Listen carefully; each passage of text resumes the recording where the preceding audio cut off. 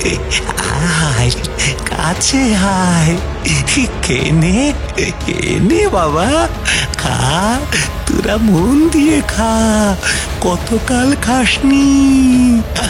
আয় আয়, কাছে আয়, খেয়ে নে। ডাক্তার সেন অবাক হয়ে গেলেন মণিময় বাবুকে দেখে। ঘরে কেউ নেই, অথচ ছাদের কড়িবর্গার দিকে তাকিয়ে কার সঙ্গে কথা বলছেন তিনি।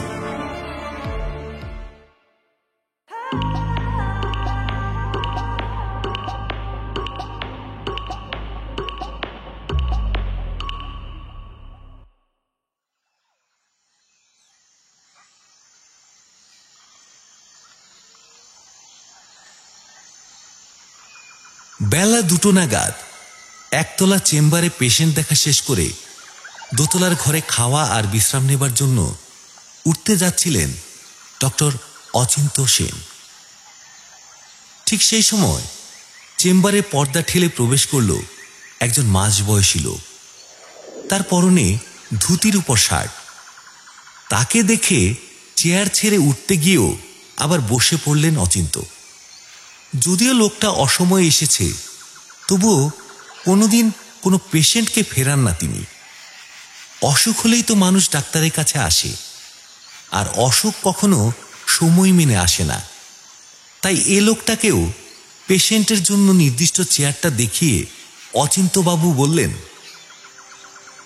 কি হয়েছে আপনার? আমি শিমুল বাগান থেকে আসছি। আমি নই, আমার বাবু আপনার পেশেন্ট। তিনি আপনাকে একটা খাম পাঠিয়েছেন, এই নিন। এই বলে লোকটা বেশ বড় একটা খাম এগিয়ে দিল ডাক্তারবাবুর হাতে। খাম। মৃদু বিস্মিত হয়ে তিনি খামটা খুলতেই তার ভেতর থেকে বেরিয়ে পড়ল ডক্টর অচিন্ত সেনেরই লেখা একটা প্রেসক্রিপশন, এক টুকরো কাগজে লেখা একটা ছোট্ট চিঠি, আর 1000 টাকার কয়েকটা নোট। নিজের প্রেসক্রিপশনটা প্রথমে দেখলেন অচিন্ত। পেশেন্টের নাম মণিময় গুপ্ত, বয়স 65। রক্তাল্পতার কারণে বার কয়েক রক্ত দেওয়া হয়েছিল তাকে। প্রেসক্রিপশন দেখে ভদ্রলোককে মনে পড়ে গেল ডক্টর অচিন্ত সেনের। ফর্সা, বেশ লম্বা চওড়া চেহারার ভদ্রলোক, তবে গাউটের জন্য একটু খুঁড়িয়ে হাঁটেন। সে চিকিৎসার জন্য অবশ্য তিনি তার কাছে আসেননি, এসেছিলেন শরীর দুর্বল হওয়ার কারণে। অচিন্ত সেন তাকে স্থানীয় এক নার্সিং হোমে একবেলা ভর্তি রেখে রক্ত দেওয়ার ব্যবস্থা করেন। শেষবার তাকে রক্ত দেওয়া হয় মাস 2 আগে। প্রেসক্রিপশনটা দেখার পর অচিন্ত চিঠি পড়লেন। তাতে লেখা, শ্রদ্ধেয় ডাক্তার বাবু, আমার আবার একই অবস্থা। সেই মাথা ঘোরা, হাতে পায়ে বল না পাওয়া, ঝিমুনি ভাব এসব শুরু হয়েছে। সম্ভবত আবারও সেই রক্তাল্পতার কারণেই ব্যাপারটা ঘটছে। তার উপর গাউটের প্রকোপও বেড়েছে। সব মিলিয়ে আমার এমন অবস্থা যে আপনার চেম্বারেও যেতে পারলাম না। ধৃষ্টতা মার্জনা করবেন। আপনার কাছে আমার অনুরোধ এই যে, আপনি যদি আমাদের বাড়িতে এসে আমাকে একবার দেখে যান ও এখানেই আমাকে রক্ত দেওয়ার ব্যবস্থা করে যান, তবে আপনার কাছে কৃতজ্ঞ থাকি। আপনার ফিস আর গাড়ির খরচ বাবদ 3000 টাকা পাঠালাম। আমার কর্মচারীর কাছে আরো টাকা দেওয়া আছে। প্রয়োজন বোধে নিঃসংকোচে তার থেকে চেয়ে নিতে পারেন। একটাই শুধু অনুরোধ, দয়া করে একবার এসে আমাকে রক্ত দিয়ে যাবার ব্যবস্থা করুন। আমার শরীর এত দুর্বল লাগছে যে মনে হচ্ছে আজ রাতেই হার্ট ফেল করে মারা যাব। আপনি আমাকে বাঁচান। ভবদীয় মণিময় গুপ্ত। ডাক্তার অচিন্ত সেন চিঠিটা পড়ার পর কিছুক্ষণ ব্যাপারটা নিয়ে কি করা যায় মনে মনে ভাবলেন। শিমুলবাগান জায়গাটা এই জেলার সদর। যেখানে তার বাসস্থান সেখান থেকে 30 মাইল মতো দূরে তো হবেই। গাড়ি আছে ডক্টর সেনের। জায়গাটায় যেতে 1.5 ঘন্টা মতো সময় লাগবে তার। বিকেলবেলা চেম্বারে বসেন না অচিন্ত, তবে কোনো রোগী হঠাৎ এসে উপস্থিত হলে নিচে নেমে এসে তাকে দেখেন। কাজেই বিকেলে রোগী দেখার চাপ নেই তার। তাছাড়া লোকটার কথা যদি সত্যি হয়, তবে রক্তের অভাবে সত্যি হার্ট ফেল করাটা অস্বাভাবিক নয়। তিনি সামনের লোকটাকে প্রশ্ন করলেন, সত্যি আপনার বাবু বেশ অসুস্থ? হ্যাঁ ডাক্তার বাবু, বাবু কেমন যেন ফ্যাকাশে হয়ে গেছেন, হাতে পায়ে জোর পাচ্ছেন না, ঘরের ভেতর দেওয়াল ধরে ধরে হাঁটছেন। আপনি গেলে বড় ভালো হয়। আর ওই রক্তের ব্যাপারটা বাবু বারবার করে আমাকে বলে দিয়েছেন, সেটা কেনার জন্য আর দেওয়ার জন্য কোনো লোক যদি লাগে তার খরচাও আমাকে দিয়ে দিয়েছেন। ঠিক আছে, আমি যাব, অন্য লোকের দরকার হবে না। রক্ত দেওয়া ব্যাপারটা যদিও এখন আমি নিজে করি না, তবে প্রয়োজনে করতে পারি। একসময় আর্মির ডাক্তার ছিলাম তো, তখন বহু বছর এ কাজ নিজেকেই করতে হতো। তবে রক্ত তো দোকানে বিক্রি হয় না, দেখি আগে সেটা এখানকার ব্লাড ব্যাংকে পাওয়া যায় কিনা। প্রেসক্রিপশনে ভদ্রলোকের ব্লাড গ্রুপটা লেখা আছে। এখানকার সদর হাসপাতালে একটা ছোট ব্লাড ব্যাংক আছে। তার কর্তৃপক্ষের সঙ্গে পরিচয় আছে ডক্টর অচিন্ত সেনের। ব্লাড গ্রুপটা একবার দেখে নিয়ে তিনি এরপর মোবাইলে ফোন করলেন ব্লাড ব্যাংকে। জানা গেল সেই গ্রুপের রক্ত পাওয়া যাবে। নিশ্চিন্ত হলেন অচিন্ত। তিনি পত্রবাহককে বললেন, ঠিক আছে, আপনি এখানে একটু অপেক্ষা করুন, আমি তৈরি হয়ে আসছি। যে আজ্ঞে স্যার। উপরে উঠে খাওয়া সেরে পোশাক পাল্টে ব্যাগটা নিয়ে নিচে নামতে 1/2 ঘন্টার মতো সময় লাগলো ডাক্তার সেনের। সে লোকটা চেম্বারেই অপেক্ষা করছিল। বাড়ির বাইরে বেরিয়ে দরজায় তালা দিলেন তিনি। ডাক্তারবাবু একাই থাকেন বাড়িতে, পরিবার থাকে কলকাতায়। বাড়ির সামনেই দাঁড় করানো ছিল গাড়িটা। আর্মি অকশন থেকে কেনা পুরনো একটা জিপ। গাড়িটা তিনি নিজেই ড্রাইভ করেন। গাড়িটা মাঝে মাঝে বিগড়ালেও এটাই ডাক্তার অচিন্ত সেনের ব্র্যান্ডমার্ক। এ গাড়ি এ তল্লাটে সবাই চেনে। লোকটাকে নিয়ে গাড়িতে ওঠার আগে একবার আকাশের দিকে তাকালেন অচিন্ত। বৈশাখ মাস, বাতাসে একটা গুমোট ভাব। মাঝে মাঝে এ সময় বিকেলের দিকে ঝড় বৃষ্টি নামে। অচিন্ত সেন মনে মনে হিসেব করে দেখলেন, আসতে যেতে 1 ঘন্টা 4 সময়, আর রক্ত দিতে 1 ঘন্টা 3। রাত 10টার মধ্যে তিনি বাড়ি ফিরে আসতে পারবেন। একটা কুকু শব্দ করে স্টার্ট হলো জিপের ইঞ্জিন। সদর হাসপাতাল ডাক্তার সেনের বাড়ি থেকে বেশি দূরে নয়। প্রথমে সেখানে গিয়ে ব্লাড ব্যাংক থেকে 1 পাউচ রক্ত নেওয়া হলো।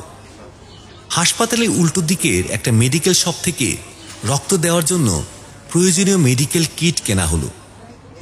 সঙ্গী লোকটাই সব খরচ মেটালো। তারপর তাকে নিয়ে ডাক্তার অচিন্ত সেন রওনা হয়ে গেলেন শিমুল বাগানের উদ্দেশ্যে। শহর ছেড়ে বাইরে বেরিয়ে হাইওয়ে ধরল জিপ। দুপাশে বড় বড় গাছ, সবুজ ধানের ক্ষেত। এসব দেখতে দেখতে এগিয়ে চললেন ডাক্তারবাবু। চলতে চলতে একবার শুধু জানতে চাইলেন, পেশেন্টের বাড়িতে কে কে আছেন? বাবু, আমি আর তার 2 ছেলে। তবে আমি বাবুর সবকিছু দেখাশোনা করি। জায়গাটা অনেকটা গঞ্জের মতো। সেখান থেকে সঙ্গের লোকটার নির্দেশ মতো পাকা রাস্তা ছেড়ে গ্রামের মেঠো রাস্তা ধরল জিপ। পথের দুপাশে বড় বড় প্রাচীন শিমুল গাছ। হয়তোবা এই গাছগুলোর জন্যই এই জায়গার নাম হয়েছিল শিমুল বাগান। গ্রামের ঘরবাড়িগুলোর চাল টিনের অথবা খড়ের। শিমুল গাছগুলোর আড়ালে বেশ তফাতে তফাতে তারা দাঁড়িয়ে আছে। সেই পথ ধরে এগিয়ে গাড়িটা একসময় এসে থামল বেশ বড় একটা বাড়ির সামনে। দেখেই বোঝা যায় বাড়িটা বেশ প্রাচীন। 1 তলার বারান্দার বড় বড় থামগুলোর গা থেকে পলিস্তারা খসে ইট বেরিয়ে পড়েছে। দোতলার লম্বা বারান্দার রেলিংও কোথাও কোথাও অদৃশ্য।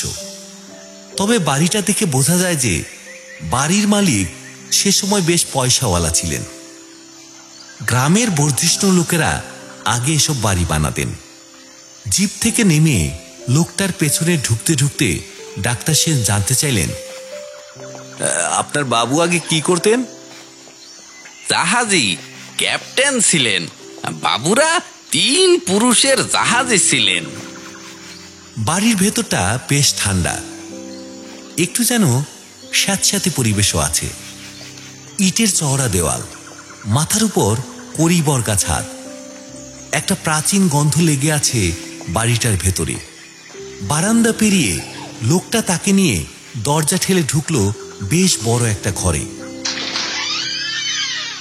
সেখানে একটা ছত্রি লাগানো প্রাচীন আমলের খাটের উপর পা ঝুলিয়ে বসে আছেন ভদ্রলোক। ফর্সা রং, বেশ লম্বা চওড়া চেহারা, পরনে ঢোলা পাজামা আর হাত কাটা ফতুয়া। নেট লাগানো জানলা দিয়ে শেষ বিকেলের আলো এসেছে তার মুখে। কেমন যেন ফ্যাকাশে উৎকণ্ঠা জড়ানো সেই মুখ। কিন্তু ডাক্তার অচিন্ত সেনকে ঘরে ঢুকতে দেখেই মণিময় গুপ্তের চোখ দুটো উজ্জ্বল হয়ে উঠল। তিনি খাট থেকে নেমে খোঁড়াতে খোঁড়াতে দুপা হেঁটে বললেন, আপনি এসেছেন? কি বলে যে আপনাকে ধন্যবাদ দেব জানি না। রক্ত এনেছেন? এনেছেন? হ্যাঁ, এনেছি। তবে আগে পরীক্ষা করে দেখি যে আপনার রক্তের দরকার নাকি অন্য কোনো সমস্যা। নিন, খাটে শুয়ে পড়ুন। মণিময় বাবু তার কথা শুনে আবার খাটের দিকে এগোতে এগোতে বললেন, ঠিক আগের দুবারের মতোই দুর্বল লাগছে। আমি নিশ্চিত আমার রক্ত লাগবে। এমনভাবে তিনি কথাগুলো বললেন যেন তিনি নিজেই ডাক্তার। মণিময় বাবু খাটে উঠে শুয়ে পড়লেন। ডাক্তার সেন পাশে রাখা একটা চেয়ার টেনে খাটের সামনে বসে প্রথমে তার ব্যাগ থেকে স্টেথোস্কোপ, প্রেসার মাপার যন্ত্র ইত্যাদি বার করে মণিময় বাবুকে পরীক্ষা করতে শুরু করলেন। কিছুক্ষণের মধ্যেই ডাক্তার সেন বুঝে গেলেন যে ভদ্রলোকের কথাটাই ঠিক। রক্তশূন্য তার দেহ, রক্ত দিতে হবে তাকে। ডাক্তার সেন ভদ্রলোকের উদ্দেশ্যে বললেন, আপনাকে রক্ত হওয়ার জন্য যে ওষুধগুলো দিয়েছিলাম সেগুলো নিয়মিত খাচ্ছেন? হ্যাঁ, নিয়মিতই খাই। ওই যে দেখুন না, সব টেবিলে সাজানো আছে। তাছাড়া যা যা খাবার খেতে বলেছেন তাও খাই। সব কথা মেনে চলি। ডাক্তার সেন তার কথা শুনে তার আগের দেওয়া প্রেসক্রিপশনের কাগজটা চোখ বোলাতে বোলাতে চিন্তিতভাবে বললেন, তবে এমন হচ্ছে কেন? এটা মনে হচ্ছে অন্য কোনো রোগের উপসর্গ। আচ্ছা, এই প্রেসক্রিপশনে আগেরবার যে পরীক্ষাগুলো করবার কথা লিখেছিলাম তা করেছিলেন নিশ্চয়ই। বিশেষত হিমোগ্লোবিন পরীক্ষার ব্যাপারটা। কাগজগুলো দেখি। না ডাক্তার বাবু, ওগুলো করা হয়নি। আসলে গেটে বাতের জন্য হাঁটতে কষ্ট হয়। পরীক্ষা করতে যাব করেও যাওয়া হয়নি। তাহলে আর আপনার আসল রোগ কিভাবে ধরা পড়বে? আমাকেই বা শুধু শুধু ডাকা কেন? গাউটের জন্য আপনি মরবেন না, কিন্তু রক্তাল্পতার জন্য হার্ট ফেল হতে পারে। আজ রক্ত দিয়ে যাচ্ছি, 2 দিন পর সুস্থ হলে পরীক্ষাগুলো করে আমাকে রিপোর্ট দেখাবেন, নইলে আমাকে আর ডাকবেন না। ঠিক আছে, তাই করব ডাক্তার বাবু, তাই করব। ডাক্তার সেন এরপর জিনিসপত্র, মেডিকেল কিট বার করে রক্ত দেওয়ার প্রস্তুতি শুরু করলেন। খাটের ছত্রি থেকে রক্তের ব্যাগটা ঝুলিয়ে মণিময় বাবুর হাতে চ্যানেল বসাতে বসাতে ডাক্তার সেন তাকে বললেন, শুনলাম আপনার 2 ছেলে আছেন, তারা কোথায়? প্রশ্নটা শুনে মণিময় বাবু মুহূর্তের জন্য একবার দৃষ্টি বিনিময় করলেন ঘরে দাঁড়ানো তার লোকের সঙ্গে। তারপর তিনি তার অন্য হাতটা কড়িবর্গার ছাদের দিকে তুলে দিয়ে বললেন, ওরা ওই ওপরেই থাকে। যদিও রক্ত দেওয়া ব্যাপারটা তেমন কিছু নয়, তবুও একজন বাড়ির লোক থাকা ভালো। তারা উপরে থাকলে নিচে আসতে বলুন। তারা দুজনে ওপরে আছে ঠিকই, কিন্তু এখন নিচে নামবে না। কি করেন তারা? তারা আপনাকে দেখেন না? কিছুই করে না তারা, শুধু খায় আর ঘুমোয়। তাদের খাবার ব্যবস্থা আমাকেই করতে হয়। তাদের কথা ভাবতে ভাবতেই তো আমি অসুস্থ হয়ে যাচ্ছি। অপত্য স্নেহ, অপত্য স্নেহ বলে একটা কথা আছে জানেন নিশ্চয়ই। তাই তাদের বাড়ি থেকে বারও করে দিতে পারি না। এ কথা শোনার পর এ প্রসঙ্গে মণিময় বাবুকে আর কিছু জিজ্ঞেস করা সমীচীন মনে করলেন না ডাক্তার সেন। তিনি শুধু মনে মনে বললেন, কি যুগ পড়েছে, ছেলেরা বুড়ো বাপের ঘাড়ে বসে খাচ্ছে, অথচ অসুস্থ বাপকে দেখার নাম নেই। যাই হোক, কিছুক্ষণের মধ্যেই রক্ত দেওয়ার কাজ শুরু করলেন ডাক্তার সেন। খাটে শুয়ে মণিময় বাবু, খাটের ছত্রি থেকে চ্যানেলের মাধ্যমে রক্ত প্রবেশ করছে দেহে। মণিময় বাবুর দৃষ্টি কড়িকাঠের দিকে নিবদ্ধ। খাটের পাশে চেয়ারে বসে আছেন ডাক্তার সেন। ঘরের চারপাশে একবার তাকালেন তিনি। দেওয়ালে একটা ছবি ঝুলছে মণিময় বাবুর। জাহাজের ডেকে রেলিং ধরে দাঁড়িয়ে আছেন তিনি। তার পরনে ইউনিফর্ম, মাথায় টুপি। সেই ছবিটার দিকে তাকিয়ে ডাক্তার সেন বললেন, শুনেছি আপনি জাহাজের ক্যাপ্টেন ছিলেন, বহু দেশ ঘুরেছেন নিশ্চয়ই। কবে অবসর নিলেন? শেষবার কোথায় গিয়েছিলেন? বাইরে সূর্য ডুবতে বসেছে। একটা ঠান্ডা বাতাস ঢুকতে শুরু করেছে ঘরের মধ্যে। ঘরের আলো আধারিতে একটা আবছা হাসি যেন মণিময় বাবুর ঠোঁটের কোণে ফুটে উঠল। তিনি বললেন, বহু দেশ ঘুরেছি আমি। শেষ জীবনে জাহাজের ক্যাপ্টেনও হয়েছিলাম, তবে প্যাসেঞ্জার শিপের নয়, কার্গো শিপের, মানে মালবাহী জাহাজে। মুম্বাইয়ের একটা কোম্পানির জাহাজ। আমার শেষ ভয় ছিল ল্যাটিন আমেরিকা, পেরুর তুম্বেজ নামে একটা ছোট বন্দরে।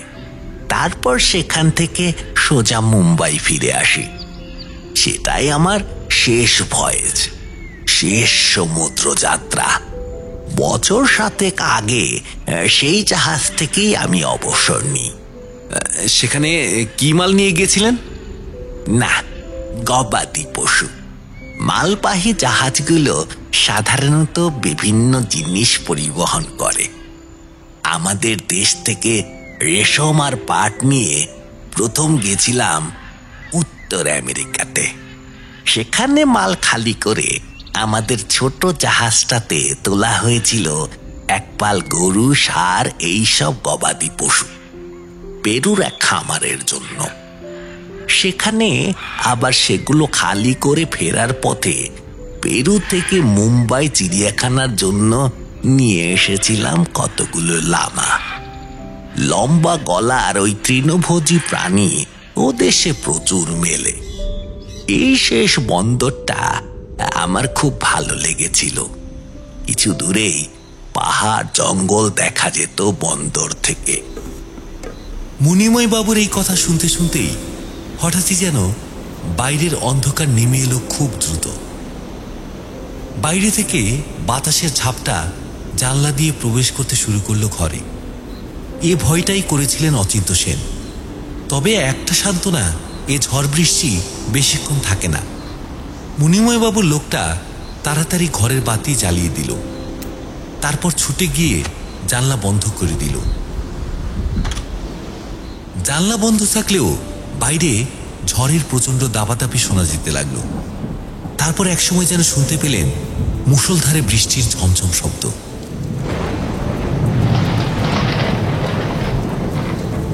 প্রকৃতির তাণ্ডব শুরু হয়েছে বাইরে। মাঝে মাঝে বাজ পড়ার শব্দে যেন থরথর করে কেঁপে উঠছে বাড়িটা। বিছানায় শোয়া মণিময় বাবুর মধ্যেও যেন একটা উৎকণ্ঠার ভাব ফুটে উঠছে। তিনি তাকিয়ে আছেন ছাদের দিকে। একসময় ডাক্তার সেনের মধ্যেও একটু ভয় হলো। কাঠের কড়িবর্গা দিয়ে ধরে রাখা ছাদটা ধসে পড়বে না তো? খাটের পাশে বসে চুপচাপ ঝড় বৃষ্টির শব্দ শুনতে লাগলেন তিনি। সময় এগিয়ে চলল। খাটের ছত্রিতে ঝোলানো রক্তের ব্যাগটা ক্রমশ খালি হয়ে যাচ্ছে। তার থেকে দ্রুত রক্ত টেনে নিচ্ছে মণিময়বাবুর শরীর। সময়ের সঙ্গে সঙ্গে বাইরের ঝড় বৃষ্টিও কমে এলো। রক্তের ব্যাগটাও খালি হয়ে গেল। রক্ত দেওয়া যখন শেষ হলো তখন 7:30 বেজে গেছে। হাসি ফুটে উঠেছে মণিময় বাবুর মুখে। তিনি ডাক্তার সেনকে বললেন, হ্যাঁ, অজস্র ধন্যবাদ আপনাকে। কৃতজ্ঞতা জানানোর আমার কোনো ভাষা নেই। এর মধ্যেই শরীরটা বেশ চনমনে লাগতে শুরু করেছে। থাক, এখন ওঠার বা বেশি কথা বলার দরকার নেই। চুপচাপ শুয়ে বিশ্রাম নিন। তবে হ্যাঁ, পরীক্ষাগুলো অবশ্যই করবেন। মণিময় বাবুর হাত থেকে চ্যানেল খুলে দিয়ে তাকে খানিকক্ষণ লক্ষ্য করলেন ডাক্তার সেন। অনেক সময় রক্ত নেবার পর খিঁচুনি শুরু হয়। তেমন হলে মণিময় বাবুকে ডেকাড্রন ইঞ্জেকশন দিতে হবে। কিন্তু শেষ পর্যন্ত সেসব কিছু ঘটল না। বেশ সুস্থ বোধ করলেন মণিময় বাবু। ঠিক 8টা নাগাদ ব্যাগপত্র নিয়ে চেয়ার ছেড়ে উঠলেন তিনি। মণিময় বাবুর থেকে বিদায় নিয়ে ঘর ছেড়ে বেরিয়ে পড়লেন ডাক্তার অচিন্ত সেন। এবার বাড়ি ফিরতে হবে তাকে। কিন্তু কিছুতেই স্টার্ট নিচ্ছে না জিপটা। এখনো টিপটিপ বৃষ্টি হচ্ছে। চারপাশে প্রলয়ের চিহ্ন স্পষ্ট। কিছুটা তফাতেই একটা বড় গাছ ভেঙে পড়ে আছে। মণিময় বাবুর লোকটা একটা ছাতা নিয়ে ডাক্তার সেনকে জিপ পর্যন্ত পৌঁছে দিতে এসেছিল। সে লোকটা দাঁড়িয়েই ছিল। প্রায় আধ ঘন্টা চেষ্টা করবার পর জিপের ইঞ্জিন যখন স্টার্ট নিল না, তখন ডাক্তার সেন বাধ্য হয়ে লোকটাকে বললেন, আচ্ছা, এখানে কোনো মেকানিক আছে? ডেকে আনা যাবে? বাজারের দিকে একটা গ্যারেজ আছে ঠিকই, সেটা এমনিতেই সন্ধেবেলা বন্ধ হয়ে যায়। তার উপর যা ঝড় বৃষ্টি হলো, সে গ্যারেজ নিশ্চয়ই খোলা নেই। আর সেই গ্যারেজের মেকানিকও বাইরে থেকে আসে। এখন তো মেকানিক পাওয়া যাবে না স্যার। তার কথা শুনে মহা মুশকিলে পড়লেন ডাক্তার সেন। এখন কি করা যায়? লোকটাকে তিনি বললেন, আচ্ছা দেখুন না, ফোন টোন করে যদি অন্য কাউকে এনে গাড়িটা সারাবার ব্যবস্থা করা যায়। টাকা যা লাগে আমি দেব। হ্যাঁ, আমি বলি কি, আজকের রাতটা আপনি আমার বাড়িতেই থেকে যান। মেকানিক যদি পাওয়া যায় তবে তাকে এনে গাড়ি ঠিক করতে আরো ঘন্টাখানিক সময় লেগে যাবে। সে চেষ্টা আমি করছি ঠিকই, কিন্তু তারপর এই রাতে আপনি এতটা পথ যাবেন? যা ঝড় হলো, হয়তো কোথাও গাছ টাছ ভেঙে আটকে আছে। ডাক্তার সেন অবাক হয়ে দেখলেন ইতিমধ্যে বারান্দায় এসে দাঁড়িয়েছেন মণিময় বাবু। তিনি কথাগুলো বললেন তার উদ্দেশ্যে। এ কি, আপনি বিছানা ছেড়ে উঠেছেন কেন? তার প্রশ্নটাকে খুব একটা আমল না দিয়ে মণিময় বাবু বললেন, আসুন আসুন, আপনি আমার ঘরে আসুন। অগত্যা ডাক্তার সেন জিপ ছেড়ে আবার কিছুক্ষণের মধ্যেই প্রবেশ করলেন সে ঘরে। বালিশের তলা থেকে একটা ডায়েরি আর মোবাইল ফোন বার করলেন তিনি। তারপর ডায়েরিতে লেখা নাম্বার দেখে মেকানিককে ডায়াল করতে গিয়ে বললেন, এ মা, আমার ফোনে তো টাওয়ার নেই। ডাক্তার বাবু, দয়া করে আপনার ফোনটা যদি একবার দেন। ডাক্তার সেন মোবাইলটা বার করে তার হাতে তুলে দিলেন। মণিময় বাবু মেকানিককে ফোনে পেয়ে গেলেন ঠিকই, কিন্তু কথা শেষ করে মোবাইলটা তিনি খাটের উপর নামিয়ে রেখে বললেন, সে আসবে ঠিকই, কিন্তু এত রাতে সে পারবে না। কাল ভোরের আলো ফুটলেই সে পাশের গ্রাম থেকে মোটর বাইক নিয়ে চলে আসবে। এ কথা বলার পর তিনি ডাক্তারবাবুর উদ্দেশ্যে বললেন, আজ রাতটা আপনি আমার বাড়িতেই দয়া করে থেকে যান। বাড়িতে মুরগি আছে, তার ঝোল ভাতটা দয়া করে আপনাকে খাওয়াবার সুযোগ দিন। একটা ঘরও আছে, সেখানে থাকতে অসুবিধে হবে না আপনার। ঠিক আছে, তবে তাই হোক। আপনাদের বিব্রত করতে হচ্ছে আমাকে। ছি ছি ডাক্তার বাবু, এ কি বলছেন? আপনি এখানে রাত্রিবাস করবেন, এটা আমার পরম সৌভাগ্যের। আপনি শুয়ে পড়ুন, আমার ঘরটা শুধু দেখিয়ে দিতে বলুন। কিছুক্ষণের মধ্যেই মণিময়বাবুর লোকটা ডাক্তার সেনকে পৌঁছে দিয়ে গেল একটা ঘরে। বেশ ছিমছাম ঘর, আলো, পাখা, খাট, বিছানা সবই আছে। জানলা দিয়ে বাইরেটা দেখা যাচ্ছে। মেঘ কেটে গিয়ে চাঁদ উঠতে শুরু করেছে। চাঁদের আকার দেখে মনে হচ্ছে আজ বোধহয় বৈশাখ মাসের পূর্ণিমা। পোশাক ছাড়ার কোনো ব্যাপার নেই। জুতো খুলে বিছানায় শুয়ে পড়লেন ডাক্তার সেন। রাতে 9টা নাগাদ খাবার দিয়ে গেল লোকটা। গরম ভাত আর ধোয়া ওঠা মাংসের ঝোল। লোকটাকে ডাক্তার সেন জিজ্ঞেস করলেন, বাবু কি খাওয়া দাওয়া সেরে ঘুমিয়ে পড়েছেন? শরীর ঠিক আছে তো? ঠিক আছেন, তবে ঘুমননি। 12টার আগে তিনি ঘুমন না। বাবু, আপনার গাড়ির চাবিটা আমাকে দিয়ে দিন। যদি মেকানিক আরো আগে চলে আসে তখন আর বিরক্ত করব না আপনাকে। ডাক্তার সেন চাবিটা দিয়ে দিলেন তার হাতে। লোকটা চলে যাওয়ার পর বেশ তৃপ্তি করে খেয়ে বিছানায় শুয়ে পড়লেন। রাত 12টার আগে ঘুম আসে না তার। অন্ধকার ঘরে শুয়ে নানান কথা ভাবতে লাগলেন। ঘণ্টাখানেক পর তার হঠাৎ খেয়াল হলো তাকে একটা জরুরি কাজে ফোন করতে হবে এক হাসপাতালের নাইট ডিউটিতে থাকা ডাক্তারবাবুকে। মোবাইলের জন্য পকেটে হাত দিয়ে যখন তিনি সেটা পেলেন না, তখন তার খেয়াল হলো তিনি সেটা মণিময়বাবুর হাতে দিয়েছিলেন।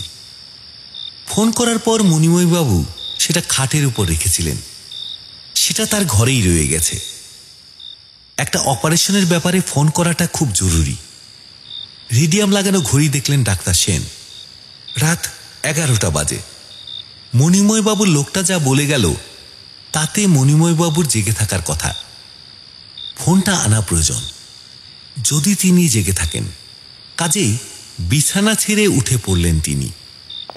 সারা বাড়ি অন্ধকার, কোথাও কোনো আলো জ্বলছে না, কোনো শব্দ নেই কোথাও। অন্ধকার হাতড়ে 2-3 ঘর পেরিয়ে বারান্দা দিয়ে হেঁটে মণিময়বাবুর ঘরের সামনে এসে দাঁড়ালেন তিনি। ঘরের দরজা ভেতর থেকে বন্ধ। তবে কি ঘুমিয়ে পড়েছেন মণিময়বাবু? ডাক্তার সেন ফিরে আসতে যাচ্ছিলেন, ঠিক সেই সময় ঘরের ভেতর মণিময়বাবুর গলা শুনতে পেলেন তিনি। মণিময়বাবু যেন কার সঙ্গে কথা বলছেন।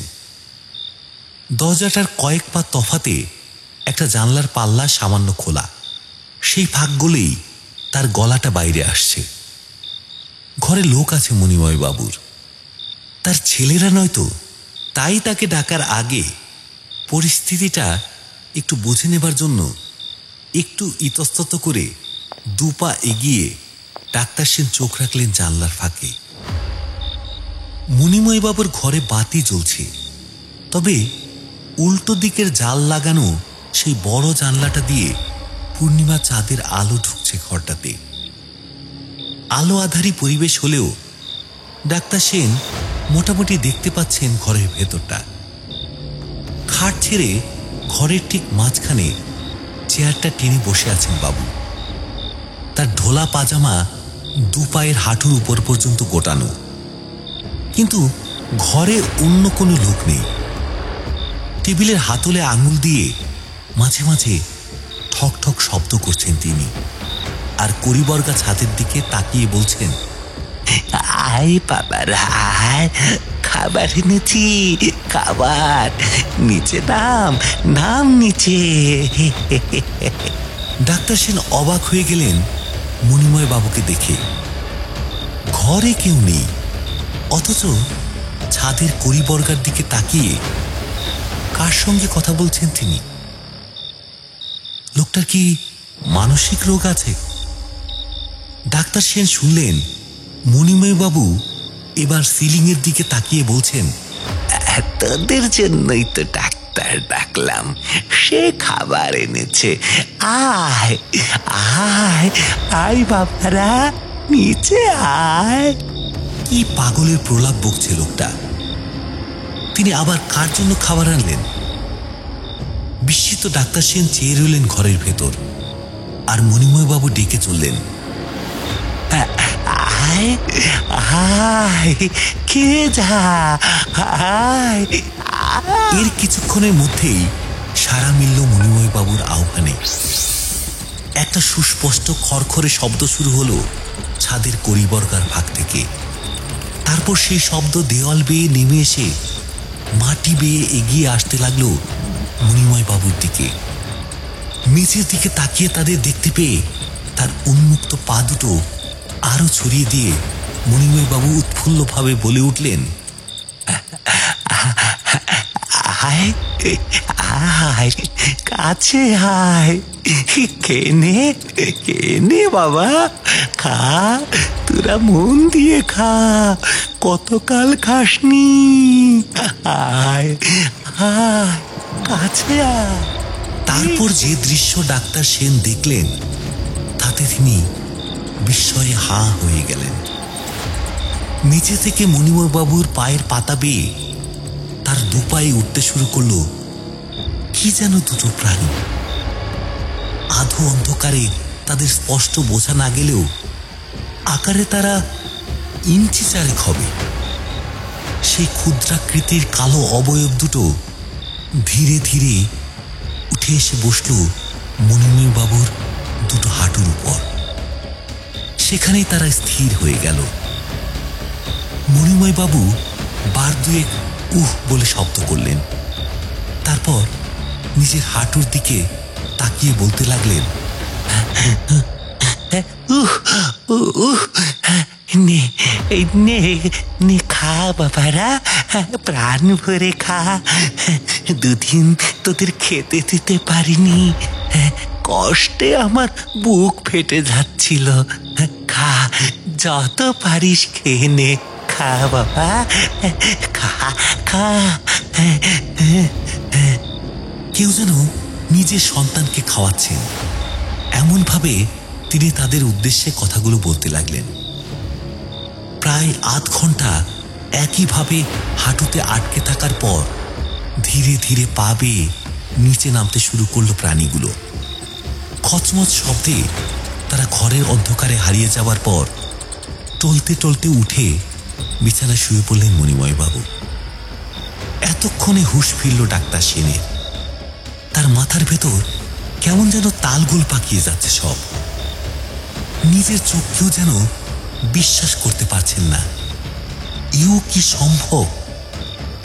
ব্যাপারটা ভালো করে জানতে হবে তাকে। ঘরের দিকে পা বাড়ালেন ডাক্তার সেন। সারা রাত জেগেই কাটালেন তিনি। মণিময় বাবুর তার সঙ্গে নানা কথোপকথন আর চোখে দেখা ঘটনাটা সারা রাত ধরে বিচার বিশ্লেষণ করে ব্যাপারটা অনেকটা স্পষ্ট হয়ে গেল তার। তিনি সিদ্ধান্ত নিলেন ফেরার আগে একবার কথা বলবেন মণিময় বাবুর সঙ্গে। মোবাইল ফোনটা তো নিয়ে যেতেই হবে।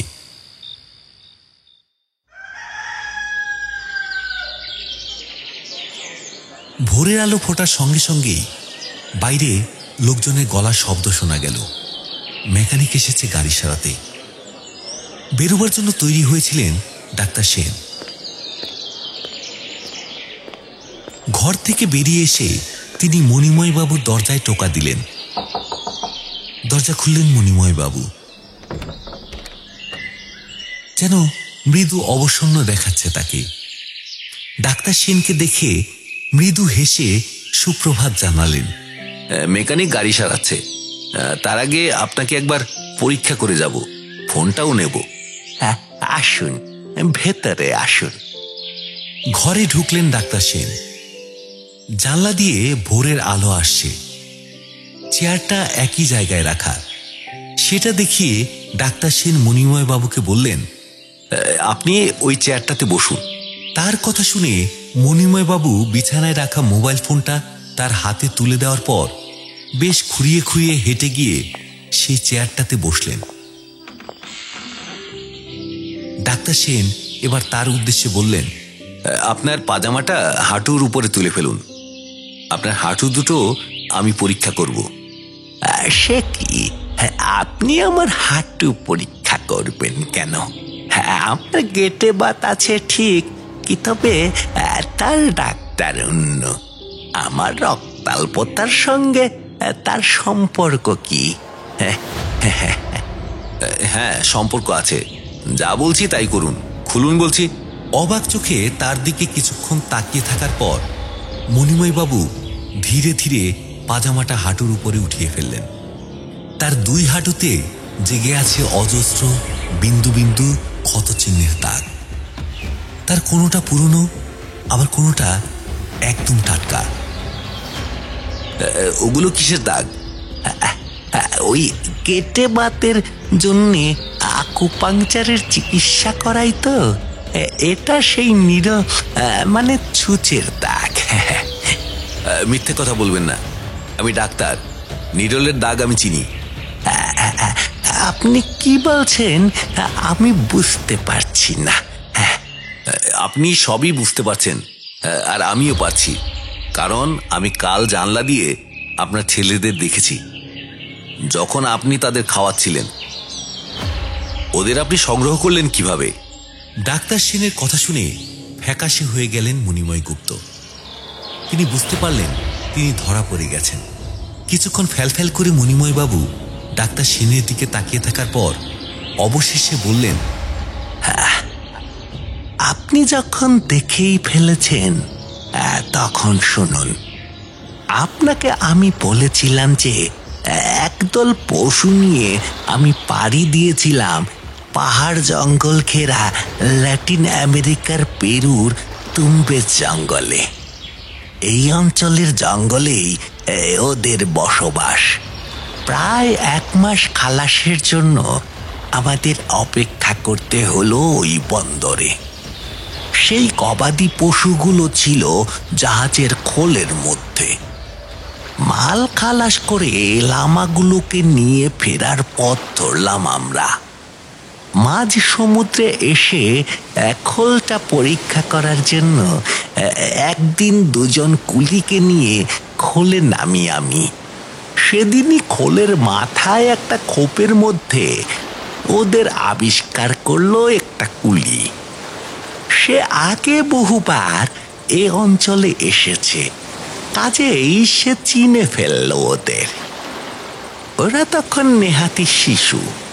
খোলের গায়ে আলো বাতাস প্রবেশের জন্য যে পটল বা গোল জানালা থাকে তা দিয়ে সম্ভবত গরু ষাঁড়গুলোর রক্ত খাবার জন্যে ভেতরে ঢুকেছিল ওদের বাবা মা। তারপর অফুরন্ত খাদ্যের সন্ধান পেয়ে খোলের আধো অন্ধকার ভালো লেগে যাওয়ায় সেখানের সিলিংয়ের অন্ধকার খোপে বাচ্চা প্রসব করে। কিন্তু তারপর জাহাজ চলতে শুরু করেছে বুঝতে পেরেই সম্ভবত বাচ্চাগুলোকে সেখানেই রেখে তারা ফিরে যায়। যাই হোক, খুদে খুদে বাচ্চাগুলোকে দেখে খুব মায়া হলো আমার। ছোটবেলা থেকেই পশু পাখি পুষতাম আমি, তাদের উপর আমার দারুণ মায়া। তখন ওরা সংখ্যায় 3 জন ছিল। ওদের আমি বসিয়ে দিলাম লামাগুলোর গায়ে, কিন্তু ওদের দাঁত তখনও লামাগুলোর মোটা চামড়া ভেদ করার মতো শক্ত হয়নি। কাজেই রক্তপান করতে না পেরে 2 দিনের মধ্যেই একজন মারা গেল। অন্য 2 জন ধুঁকতে লাগলো অনাহারে। এত সুন্দর প্রাণী দুটো এভাবে মারা যাবে? যদি তাদের দুজনকে বাঁচানো যায় তবে দেশে ফিরে কোনো চিড়িয়াখানায় দেওয়া যাবে, কিন্তু কিভাবে ওদের বাঁচানো যায়? হঠাৎ একটা বুদ্ধি মাথায় খেলে গেল আমার। ওদের আমি নিয়ে এলাম আমার কেবিনে। দরজা বন্ধ করে আমি ওদের বসিয়ে দিলাম আমার উন্মুক্ত উরুর উপর। লামার মোটা চামড়া ভেদ করতে না পারলেও মানুষের নরম চামড়া ভেদ করে রক্ত পান করতে শুরু করলো ওরা। কতটুকুই বা তখন, ইঞ্চি দুয়েক হবে। ভাবলাম এ কদিনে কতটুকুই বা রক্ত খাবে তারা। আমার তখন সুঠাম চেহারা। ভাবলাম দুষ্প্রাপ্য প্রাণী দুটোকে বাঁচিয়ে এদেশের চিড়িয়াখানা কর্তৃপক্ষের হাতে তুলে দেব আমি, কিন্তু শেষ পর্যন্ত আমি তা পারলাম না। মুম্বাই বন্দর যখন এলো ততদিনে আমি ওদের ভালোবেসে ফেলেছি। কাজেই ওদের এ বাড়িতে নিয়ে চলে এলাম আমি। ভেবেছিলাম যে একটু বড় হলে, দাঁত শক্ত হলে ওরা পশুর রক্ত খাবে, কিন্তু মানুষের রক্তের স্বাদ পাওয়ার জন্য হয়তো পশুর রক্ত ওদের মুখে রুচে না। আমি বেশ কয়েকবার চেষ্টা করে দেখেছি, তারপর থেকে এভাবেই রয়েছে ওরা। আগে আমার তেমন কোনো অসুবিধে হতো না, কিন্তু এখন বয়স বাড়ছে, রক্তের জোর কমে আসছে। মণিময় বাবু তার কথা শেষ করার পর স্তম্ভিত ডাক্তার সেন বললেন, এইভাবে নিজের মৃত্যু ডেকে আনছেন কেন? আমার আর কিছু করার নেই। আপত্তি স্নেহ, ওদের ছেলেদের মতোই দেখি আমি। ওরা ছাড়া আমার কেউ নেই। ওরা আমার সন্তান। ওদের একটু কাছ থেকে দেখা যাবে? চেষ্টা করে দেখি। ঘর অন্ধকার না হলে ওরা নিচে নামে না।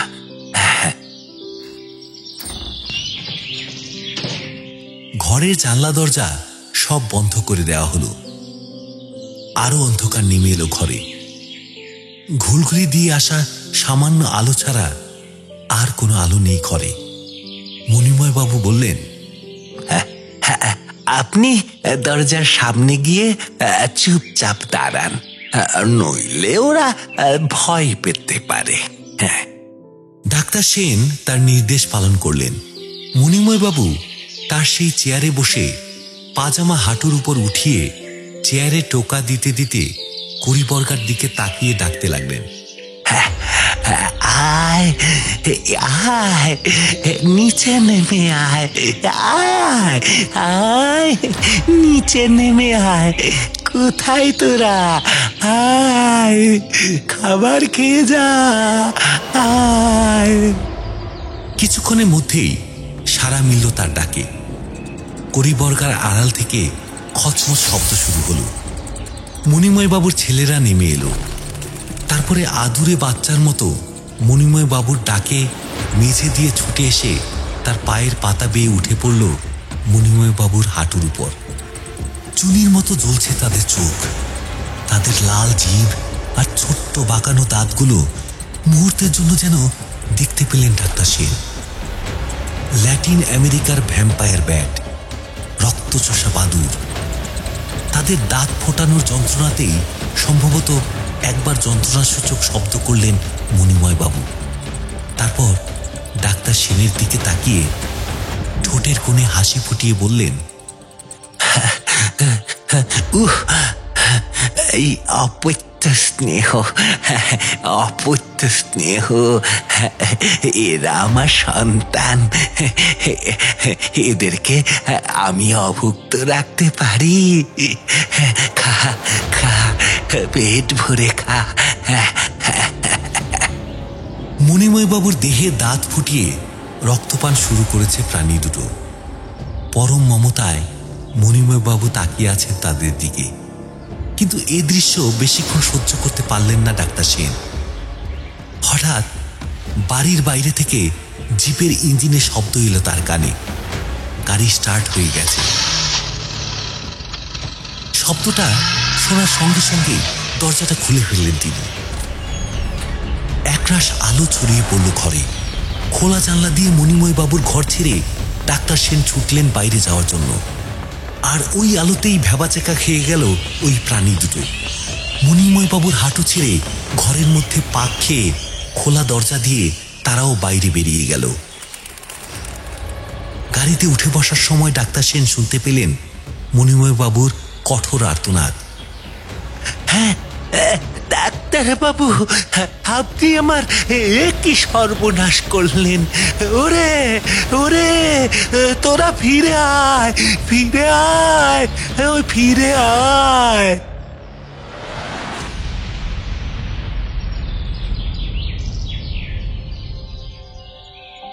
মণিময় বাবু আর আসেননি ডাক্তার অচিন্ত সেনের কাছে। মাসখানেক পর ডাক্তার সেন একটা কাজে গেছেন সদর হাসপাতালে। হাসপাতালে ঢোকার মুখে হঠাৎ একটা লোককে দেখে চিনতে পারলেন তিনি। মণিময় বাবু সেই লোক। লোকটাও চিনতে পারল তাকে। ডাক্তার সেন তাকে দেখে থমকে দাঁড়িয়ে জিজ্ঞেস করলেন, বাবু কেমন আছেন? হাসপাতালে ভর্তি নাকি? তিনি দুদিন ভর্তি ছিলেন এখানে।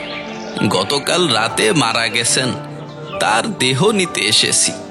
হ্যাঁ, মারা গেছেন? কিভাবে মারা গেলেন? রক্তাল্পতায়? তার ছেলেরা আবার ফিরে এসেছিল নাকি? না, তারা আর ফিরে আসেনি। তাদের একজনের কাকে ঠোকরানো দেহ পাওয়া গেছিল একটা গাছের নিচে। অন্যজনের হদিশ পায়নি। ওরা চলে যাওয়ার পর বাবু খুব ভেঙে পড়েছিলেন জানেন। ওদের দাঁত থেকে বাবুর শরীরে বিষ ঢুকেছিল। বাবু জলাতঙ্কেই চলে গেলেন। তার কথা শুনে ডাক্তার অচিন্ত সেনের চোখে মুহূর্তের জন্য ফুটে উঠল সেই দৃশ্য। মণিময় বাবুর সেই আধো অন্ধকার ঘরে হাঁটুর উপর দাঁত বসিয়ে রক্ত চুষছে প্রাণী দুটো। আর মণিময় বাবু বলছেন, অপেত্য স্নেহ, এরা আমার সন্তান। এদেরকে আমি অভুক্ত রাখতে পারি। ওরে তোরা খা, পেট ভরে খা, খা খা, ওরে বাবারা খা খা।